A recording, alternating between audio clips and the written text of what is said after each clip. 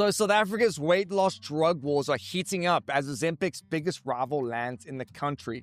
Today we're unpacking what that means for South Africa's health economy, how Namibia is cashing in on oil while we're arguing over policies, and why the post office's profit plan sounds more like a farewell letter. Plus, in the Wildcard, the Western Cape Valley that proves that even the smallest corners of our country can hold entire worlds. My friends, if you're enjoying the show, be sure to like and subscribe. And now, with all that out the way, let's get into it. The global weight loss drug wars have finally hit home. I mean, for years, South Africans have quietly joined the Ozempic wave. You know, the diabetes injection that turned into a worldwide slimming phenomenon. But now the battle is entering a new phase with its biggest rival, Mounjaro, officially landing in the country through local pharmaceutical heavyweight Aspen. And so, yeah, what began as a medical breakthrough has exploded into a multi-billion-dollar contest to dominate one of the fastest-growing markets in modern medicine. And Aspen's not just another player, it's one of the first bridges between the global hype and South African reality. The Durban-based drug maker, best known for producing vaccines and generic medicines, is betting big on what's become a billion-dollar global industry. Analysts say that Mounjaro could generate up to R1 billion in local sales, competing head-on with Novo Nordisk's Wegovy, which launched here in August. But this isn't just another business story, it's a reflection of how quickly South Africa's appetite for these treatments is growing. I mean, nearly half of adults are reportedly overweight, sugar consumption ranks among the world's highest, and obesity now drives most of our chronic disease burden. So for some doctors, these drugs are a breakthrough, a tool to fight a worsening health crisis. For others, though, they are a quick fix with serious risks. We're talking nausea, black market knockoffs, and even blindness in rare cases.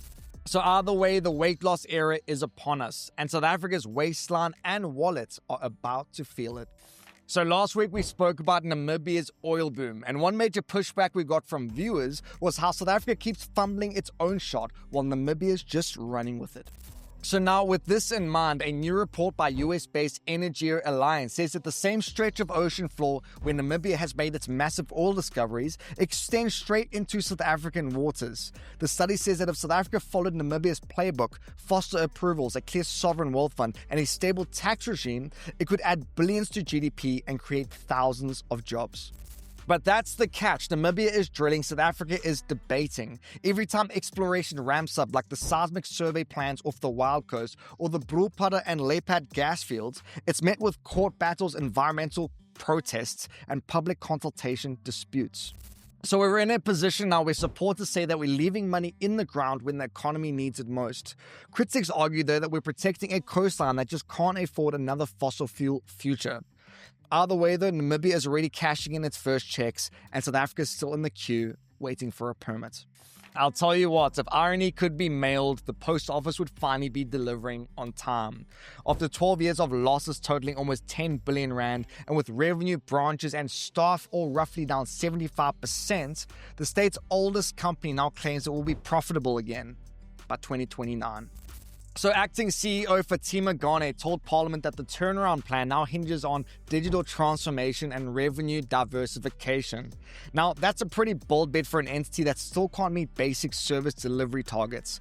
I mean, last year, less than half of its mail arrived within the legally required 5-day window.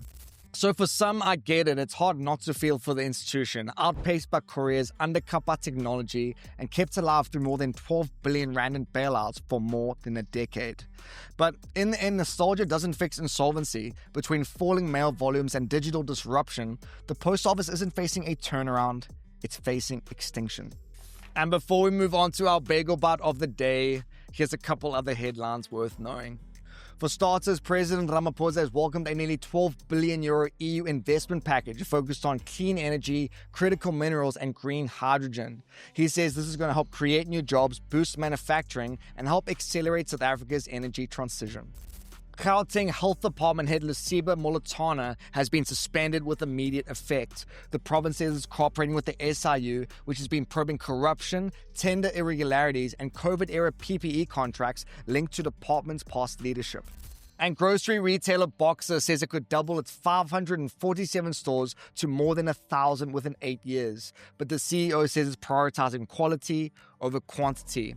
Its turnover just rose 14% to 22.5 billion rand, with its new stores outperforming growth targets. And on to our Bagel Bite of the day. Let's see what you got. The question is, what is the world's longest mountain range? Is it A, the Himalayas, B, the Andes, or C, the Rockies? I know this is a pretty simple one. Or is it? I guess you're going to have to wait until the end of the show to find out. And on to our wildcard section. Some call it the richest piece of land on Earth. A corner in the Western Cape so packed with plant life, it's being compared to a tropical rainforest just without the humidity. It's called Kogelberg, and within a single mountain range, you'll find more plant species than the entire United Kingdom.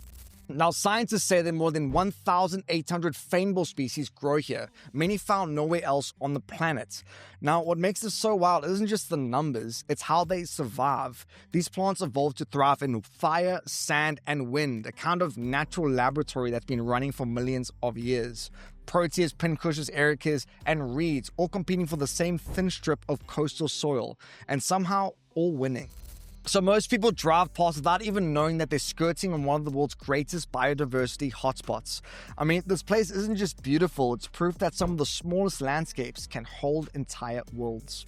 And as for that bagel bite, the answer is the Andes, stretching over 7,000 kilometers down the spine of South America, from Venezuela all the way down to Chile. I mean, that's longer than the Himalayas and the Rockies combined. And yes, it's visible from space, if you know where to look. And my friends, that's it for today's show. Thanks so much for tuning in.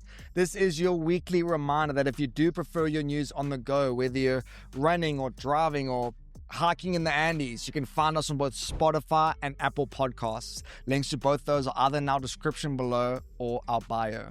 Hope you guys all have a fantastic day. Be kind to one another, and I'll catch you all tomorrow for the next round of the good stuff. God bless.